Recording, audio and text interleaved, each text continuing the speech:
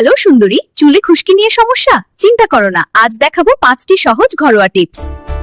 নারকেল তেল ও লেবুর রস মিশিয়ে স্ক্যাল্পে ম্যাসাজ করো। খুশকি দূর করতে লেবুর রস কাজ করে। ভিনেগারের পানি মাথায় লাগাও, 20 মিনিট পর ধুয়ে ফেলুন। খুশকি কমবে আর স্ক্যাল্প হেলদি থাকবে। অ্যালোভেরা জেল সরাসরি স্ক্যাল্পে লাগাও, 20 থেকে 30 মিনিট রাখো। চুলের খুশকি দূর করার জন্য সবচেয়ে ভালো উপাদান। দই দিয়ে চুলের যত্ন নিন। এটি স্ক্যাল্পকে ময়েশ্চারাইজ করে এবং চুল উজ্জ্বল করে। 15 থেকে 20 মিনিট অপেক্ষা করুন, তারপর ধুয়ে ফেলুন। এক্সট্রা হেয়ার কেয়ারে মেথি বীজ ভিজিয়ে পেস্ট করে মাথার ত্বকে লাগিয়ে 30 মিনিট রেখে ধুয়ে ফেলুন।